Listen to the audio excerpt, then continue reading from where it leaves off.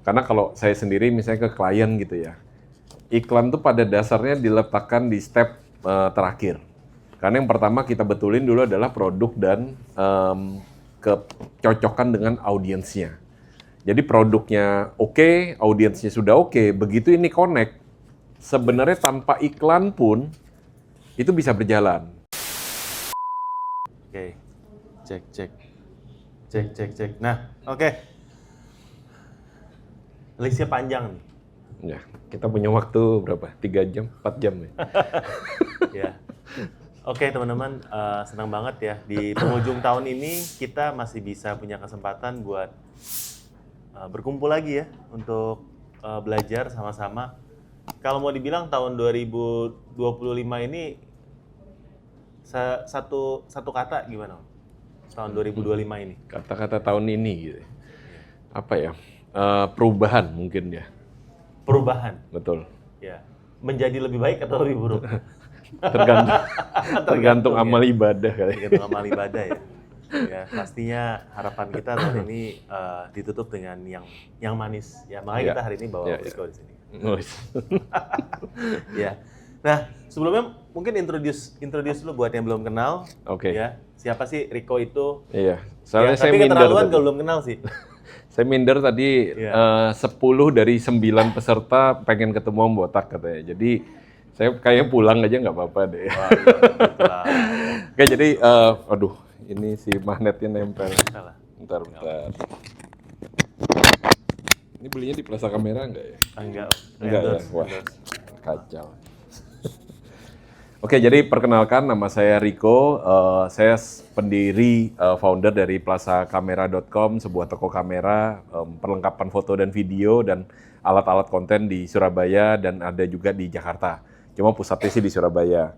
Terus sekitar ya ada punya beberapa bisnis lain, cuma sekitar ya mungkin 2 tahun terakhir lebih fokus ke arah bisnis coaching and mentoring. Jadi ya Plaza Kamera masih diurusin, cuma sudah tidak sesering dulu. Nggak setiap hari lah ke sana intinya. Gitu aja mungkin perkenalannya ya. Ya, oke. Nah jadi kalau dari saya kenal Riko ini udah lama ya, mungkin dari tahun 2019. Ya. Tadinya saya kan dapat invitation buat ke Alibaba. Nah ini saya lihat story-nya dia ternyata lagi di Alibaba. Ya, jadi sebelum saya ke sana saya nanya-nanya dulu di Alibaba, hotelnya segala macam ya, dari sana kenal ya. Dan sepak terjangnya ini udah nggak diragukan ya. Dan dia juga adalah mentor saya. Jadi saya sangat respect, dan ini hari ini kita bakal nanya yang susah-susah kalau buat Coach Riko kalau kita mau bilang hari ini ya. Karena pengalaman digital marketing itu 360 ya teman-teman ya. Dan itu yang kita perlukan sekarang. Jadi bukan cuma asal jualan, tapi kita melihat bahwa makin ke sini yang diperlukan sebenarnya secara fundamental bisnisnya dulu ya. Betul. Ya, jadi memang tema hari ini iklan. Kenapa iklan? Supaya teman-teman pada datang. Kalau misalnya nggak iklan, nggak rame yang mendaftar. Ya, mohon maaf ya, yang kita hari ini ngomong lebih banyak bukan iklan. Ya, karena iklan itu sebenarnya kalau buat saya adalah hasil akhir dari apa yang kita kerjakan. Kalau teman-teman fundamentalnya amburadul, di iklannya juga nggak nolong. Ya, jadi itu bukan kesimpulan, tapi ini harapan saya buat teman-teman buka mata, karena kita bakal banyak bahas yang mungkin bukan iklan tapi sebenarnya berhubungan dengan iklan. Ya, oke. Tapi pertanyaan di sini soal iklan. Ya, jadi kita akan tanya dulu. Oke. Nah, gimana sih caranya untuk menentukan produk yang paling layak diiklankan melalui Shopee Ads agar tidak membuang budget? Oke, pertanyaan pertamanya udah berat banget ya. Jadi teman-teman, sebagai tadi udah diomongkan Om Botak, soal iklan itu sebenarnya impact-nya baru kerasa kalau fundamental bisnisnya udah benar. Karena kalau saya sendiri misalnya ke klien gitu ya, iklan tuh pada dasarnya diletakkan di step terakhir. Karena yang pertama kita betulin dulu adalah produk dan kecocokan dengan audiensnya. Jadi produknya oke, audiensnya sudah oke, begitu ini connect, sebenarnya tanpa iklan pun itu bisa berjalan. Itu fase 1 yang namanya kita ngomongnya product market fit. Jadi ini cerita nyata, saya punya satu klien, Nah, sepanjang 2025 ini ya kita ngomong perubahan tadi karena di awal tahun omsetnya itu sampai di akhir tahun ini udah naik 3 kali lipat Wih, dan belum nyentuh iklan sama sekali. waduh. Cuma memperbaiki benar-benar fundamental bisnisnya. Tapi apakah iklannya nggak naik? Naik secara bukan secara tidak langsung ya. Karena fundamentalnya udah bagus, iklannya dia gelontorin berapapun, itu tetap bisa naik. Contoh paling gampang kayak gini, dia terakhir 2 bulan lalu lah, kita sedikit membahas performa di TikTok Shop. Ini nggak harus Shopee kan hari ini ya? Oke. Di TikTok Shop. Iya. Itu dia iklannya TikTok Shop itu GMV Max kan, itu 6 juta sehari. Awalnya dari 2 juta dinaikin ke 3 juta, tetap perform bagus, ke 4 juta, terakhir ke 6 juta. Cuma dia nggak naikin lagi gara-gara produksinya udah nggak seimbang sama omsetnya. Jadi secara ROAS sebenarnya masih oke dan masih mau dinaikin lagi, tapi produksinya udah nggak nutut. Oh, itu fundamental berarti itu. Akhirnya fundamental. Ya, Karena problemnya bukan di bukan di iklan. demand. Betul. Jadi iklannya, gimana caranya efektif, gimana supaya menciptakan omset. Di klien saya ini tidak terjadi seperti itu. Karena iklannya dinaikin, demand-nya terus ngangkat. Sekarang nomor 1 sih harusnya dia di kategorinya dia. Jadi bahkan tahun depan kita udah planning kan, yang barusan coaching 2 minggu lalu, kita planning ke tahun depan, rencananya masih mau menargetkan naik 2 kali lipat lagi tahun depan. Dengan tidak ngomongin iklan sama sekali juga. Kita tetap ngomongnya fundamental. Jadi new product, new collabs, ini ada collabs dengan IP brand dunia juga akan dia collabkan tanggal 25 Januari rencananya mau launching. Dia hire Vior sebagai BA-nya.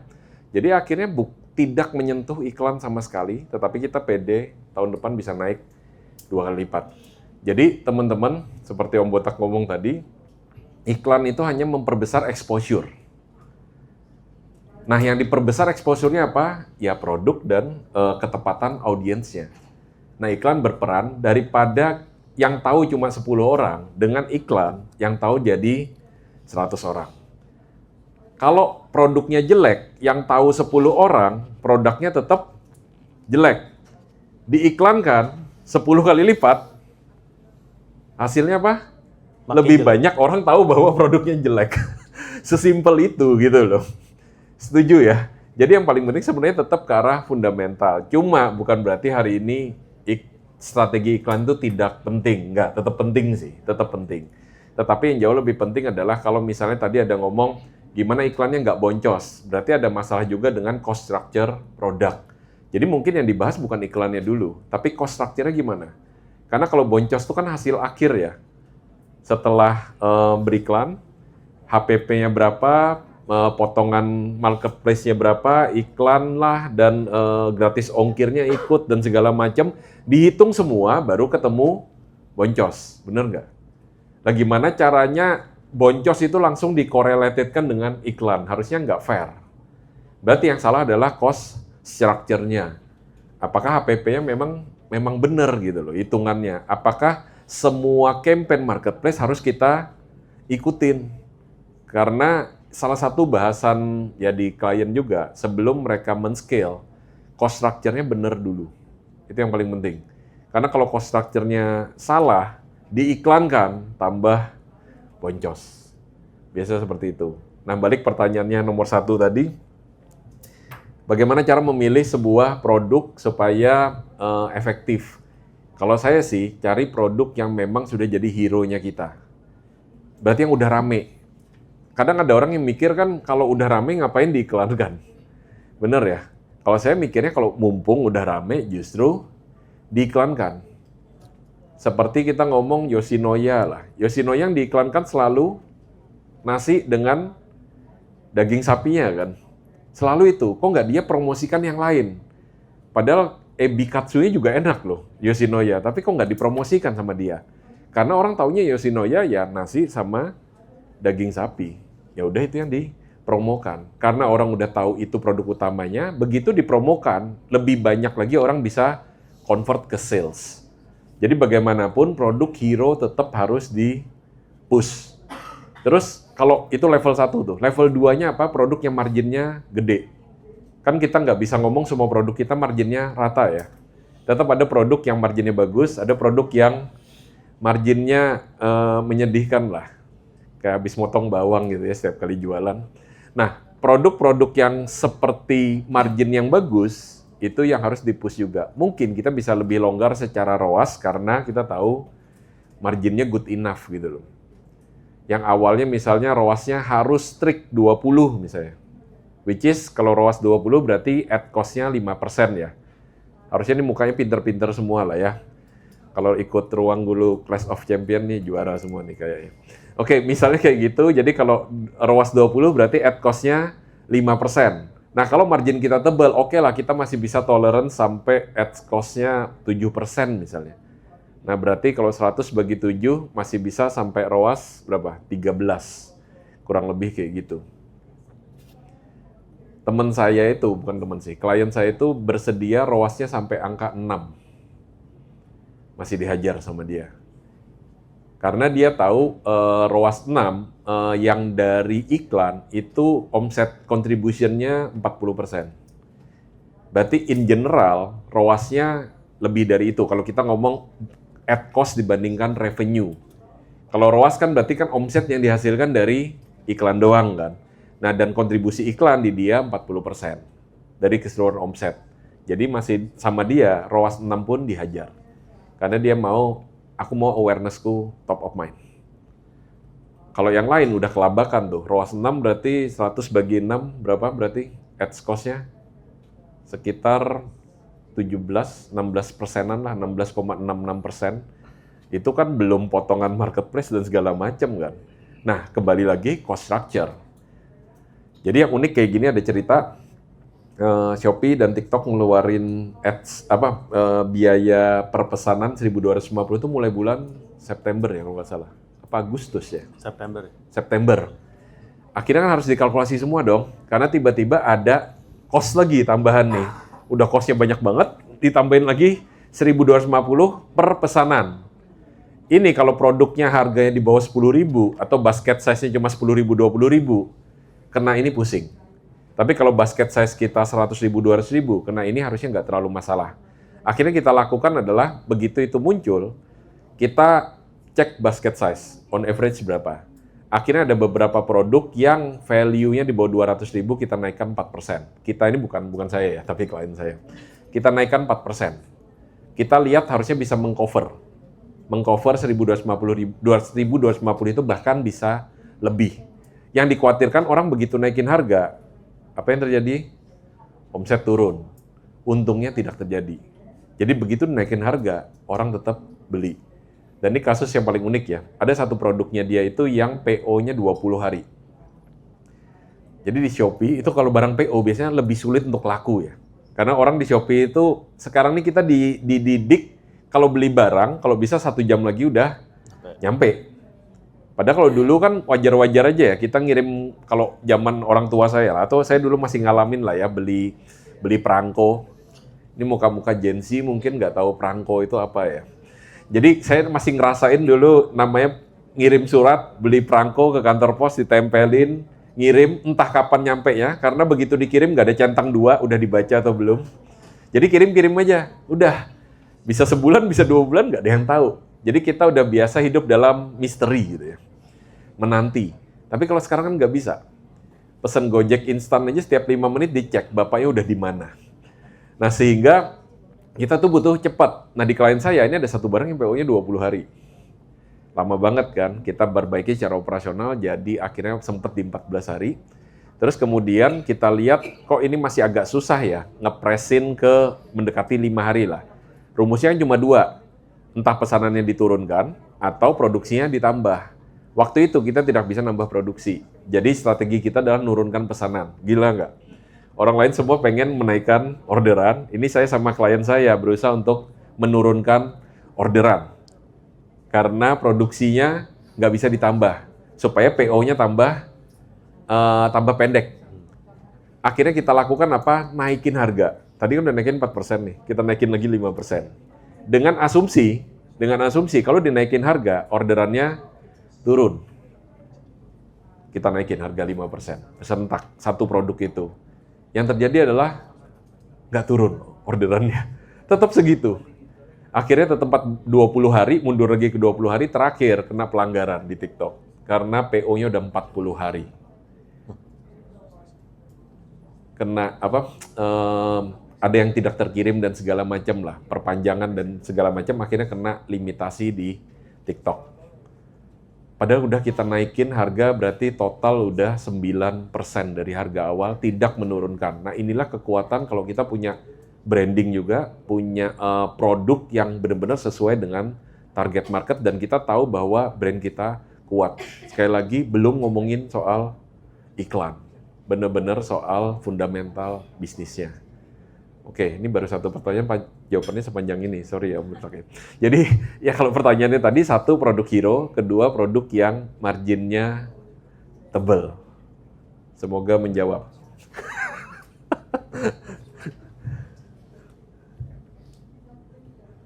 Kedua. Kayak baca undang-undang. Ya. Ketuhanan ya, bukan ya. Apa indikator performa utama CTR, CPC, CR, ROAS yang harus dipantau untuk memastikan iklan Shopee Ads tetap menguntungkan? Oke, siapa di sini yang tiap kali buka ads memang mengamatin angka itu semua? CTR-nya berapa, click through rate ya, terus apalagi CPC, cost per click, terus CR, conversion rate, dan yang terakhir ROAS.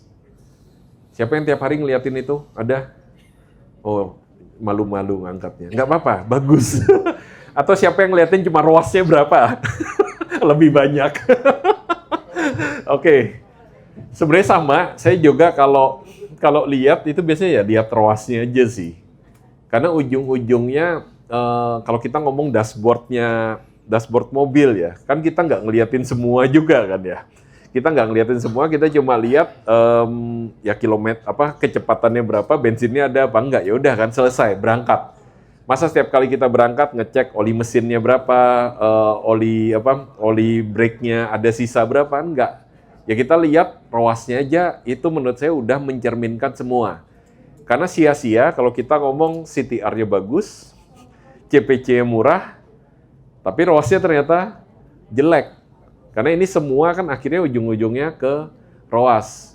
Nah cuma mungkin yang perlu dilihat adalah ROAS per iklan yang kita jalankan, bukan ROAS total. Kalau lihat iklan ROAS total, tadi kan ada produk hero, which is produk hero biasanya marginnya lebih rendah. Terus ada produk yang margin tebal. Nah ini kan bisa jadi ROAS-nya berbeda. Kalau kita ngomong tadi ROAS di produk yang margin tebal, kita willing untuk ROAS-nya kecil. Karena kita masih sanggup untuk menerima ads cost-nya tinggi gitu loh. Tapi pada saat produk hero, kalau misalnya di saya, produknya kamera, di Plaza Kamera, itu ROAS-nya saya kejar, kemarin baru minta capture-an sama anak-anak, ROAS untuk kategori kamera itu bisa sampai 80. Kayak kalau saya capture ROAS 80 bisa buka workshop sih saya. Tapi nggak bisa gitu, karena apa? Marginnya kamera itu tipis. Marginnya tipis dan harganya mahal. Tapi kalau orang kadang saya lihat, wah hebat ya, ada yang buka workshop, ya Om Botak buka workshop juga ya, jadi nyindir teman sendiri. Jadi misalnya ada orang buka workshop, nampilin, oh bisa ROAS 10, bisa ROAS 12, ya saya ROAS-nya bisa 80 gitu loh. Tapi ya nggak fair, Nah, produknya gimana tinggi. caranya ROAS 80 padahal kalau di Shopee maksimalnya 50? Oke, saya tunjukin capture-annya ya. Harusnya bisa karena nggak bisa ngatur kan, tapi which is aslinya bisa kejadian. Karena produknya mahal. Jadi iklannya kecil, tapi satu kali misalnya kamera paling murah sekarang 7 jutaan lah, Sony ZV-1. Jadi kalau misalnya yang paling laris Sony Alpha 6400 misalnya 12 juta, 13 jutaan. Kan ngiklannya nggak mungkin sampai 2 juta, ya nggak profit dong namanya. Jadi iklannya kecil tetap. Tapi karena orang demand-nya memang itu tinggi, dan itu kadang barangnya susah dapat. Okay. Jadi pas sekarang contohnya 1 bulan terakhir lah, ada barang yang sangat-sangat rame yaitu Insta360 Go Ultra. Itu kamera kecil ditaruh di sini warna putih, nah itu laris banget.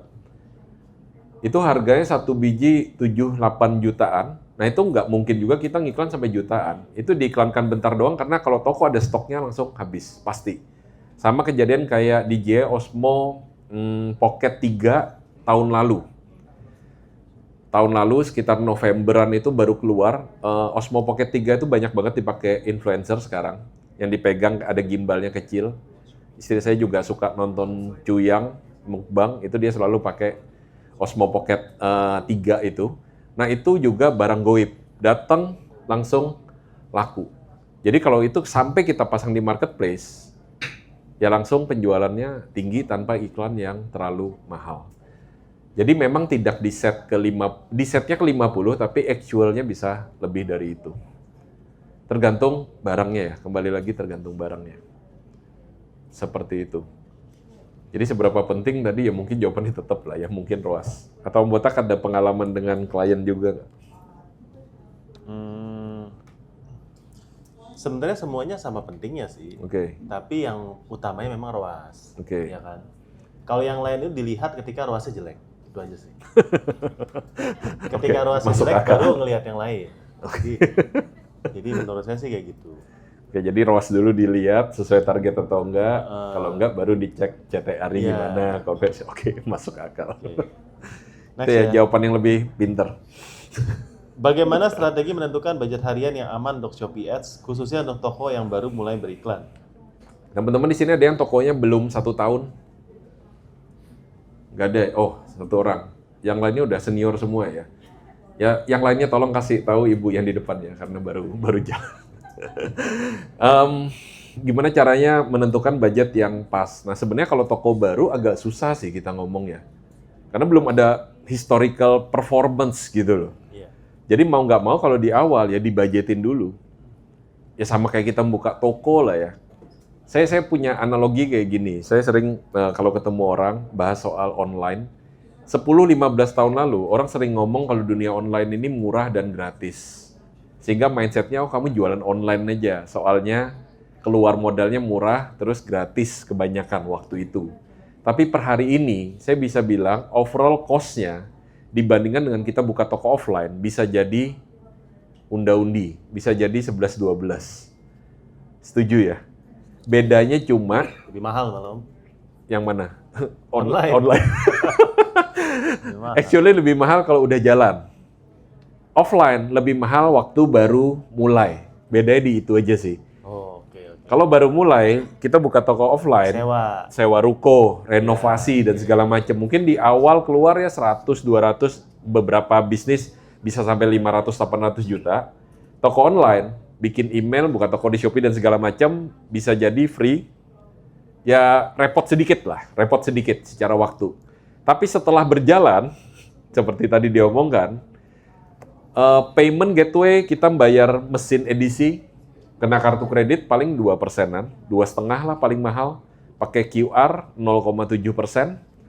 Tapi di Shopee atau Tokopedia atau TikTok, platform fee-nya aja udah on average sekarang berapa? 10%, 15%. Betul ya? Dan kita harus datengin traffic kita sendiri. Nah, apa bedanya dengan toko gitu loh?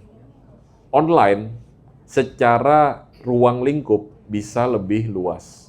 Sedangkan toko offline, ya hanya bisa ruang lingkupnya area di situ doang, atau lokal. Bedanya mungkin yang paling signifikan seperti itu, tetapi tadi Om Botak udah ngomong, selama jalan bisa jadi online sekarang jauh lebih mahal. Sebenarnya bukan soal jauh lebih mahalnya ya, saya lihat kontrolnya nggak di tangan kita. Itu aja sih yang memberatkan. Kalau toko offline hari ini sepi, kan kita bisa lakukan banyak hal. Di online sih bisa juga. Tetapi kalau di online, platform ngomong mau menaikkan fee platform, which is bulan depan ya, naik lagi. Udahlah kita pokoknya tiap beberapa saat kita dengar platform naikin fee itu udah kayak wajar dan seharusnya. Bulan depan misalnya naik lagi, on average 2% infonya. Kita bisa komplain nggak? Kumpul, bikin asosiasi pedagang Shopee Indonesia. Apa itu panjangannya? APSI misalnya. Terus demo ke gedung DPR minta Shopee nurunin platform fee. Bisa kayak gitu?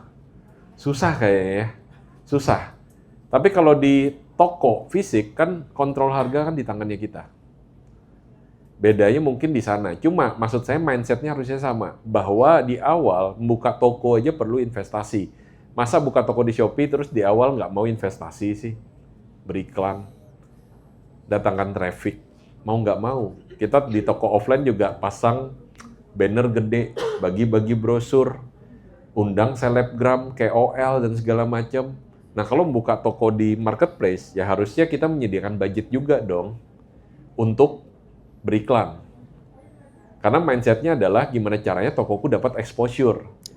Makanya saya ada ngomong ke teman, kalau lu buka restoran, kalau orang zaman dulu buka restoran, dia pasang iklan di koran. Kalau restorannya mewah, pasang iklannya di Jawa Pos. Kalau restorannya kelas bawah, misalnya bukanya di memorandum misalnya. Ini orang Surabaya yang lama aja yang relate. Jadi misalnya buka di memorandum. Jadi ada kelasnya dan itu sarana untuk mendapatkan exposure yang lebih luas. Nah, zaman sekarang, koran kan, siapa yang masih baca koran? Udah enggak ya? Oke, sama. Dulu rutinitas saya adalah bangun pagi buka koran.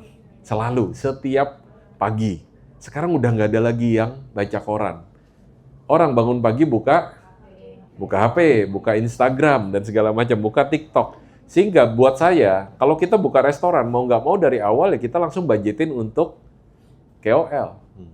Kalau Surabaya misalnya kalau makanan, Koko Buncit misalnya, berapa juta follower. Nggak apa-apa, itu kayak iklan memorandum.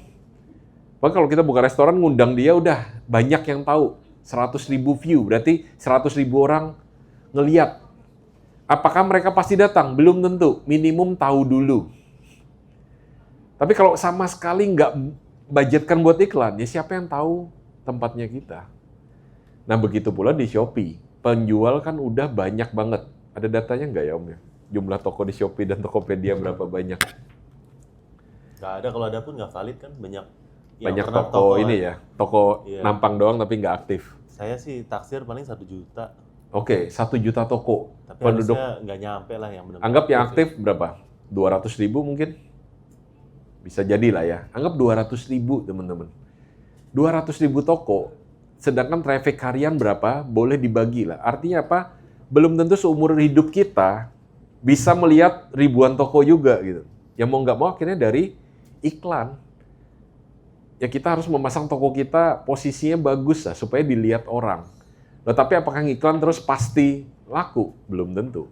Karena nanti masuk lagi ke strategi harga, strategi testimoni, strategi gambar dan segala macam. Ya makanya nanti ikut bedah tokonya Om Botak ya. Karena itu semua dibahas. Gua bantuin jualan nanti 10% lah ya. Oke, jadi seperti itu teman-teman. Kayak gitu. Nah, kalau kata kunci sendiri masih dipakai nggak? Kata kunci harusnya sudah tidak terlalu relevan lagi ya di GMP Max ya. Beda kalau kita dulu kan cari advertiser. Karena Shopee itu iklannya mirip banget dengan Google Ads. Iya, iya. Produknya apa, kita carikan kata kuncinya. Jadi orang yang udah ngerti Google Ads biasanya jauh lebih gampang untuk ngiklan di Shopee. Karena ngerti secara strukturnya, ya kayak gitulah. Karena pada dasarnya Shopee juga kalau menurut saya ya, niru memang ads yang sudah mature. Which is Google Ads itu periklanan, sistem periklanannya yang sudah sangat mature. Udah berapa ya, 20 tahun lebih lah. Jadi tinggal niru doang. Nah, tapi begitu zamannya GMV Max yang dimulai sama TikTok, Shopee ngikutin, tiba-tiba ya dunia periklanan berubah. Analisa keyword dan segala macam jadi kurang relevan untuk ads. Tetapi analisa keyword tetap berguna untuk menentukan judul post produk. Menentukan untuk deskripsi dan segala macam. Itu masih menentukan. Tapi untuk spesial, untuk ads, kayaknya untuk saat ini ya, udah kurang relevan lagi. Jadi semua ilmu kita, makanya saya ngomong perubahan ya. Karena bisa jadi kita sangat hebat, 3-4 tahun lalu, menguasai satu ilmu. Percayalah saya, 3-4 tahun kemudian, situasinya berubah. Ilmu kita yang dulu kita hebat itu bisa jadi nggak ada gunanya lagi loh. Bener-bener nggak ada gunanya lagi. Saya dulu kuliah informatika. Saya lulusan US, Universitas Surabaya. Ya kalau ketemu teman saya sesama Surabaya, oh ya kamu lulusan US, aku lulusan UK, UKP, gitu ya. UK Petra, Universitas Kristen Petra. Ya ini kasihan lah ya orang-orang yang nggak mampu kuliah di luar negeri, membanggakan lulusan US sama lulusan UK. Jadi saya dulu kuliah informatika di Ubaya, belajar C++, belajar Microsoft Visual Basic. Hari ini ngetik program, tinggal tanya ChatGPT jadi. Ngapain dulu kuliah 4 tahun ya? Belajar coding, belajar apa? Karena pada dasarnya akhirnya setelah berapa? 20 tahun lebih jadi absolut. Ilmunya jadi udah nggak relevan lagi. Kalah sama anak SMA belajar prompting di ChatGPT. Bisa langsung digantikan. Bahkan nggak usah anak SMA ya, anak SD bisa. Artinya apa? Sebenarnya platform akan terus berubah, sistem periklanan terus berubah, kitanya yang juga harus ikut juga berubah. Tapi fundamental bisnis nggak berubah. Makanya keywordnya untuk pemakaian ke arah iklan bisa jadi udah nggak relevan, tetapi untuk riset, keyword, judul, dan segala macam menurut saya masih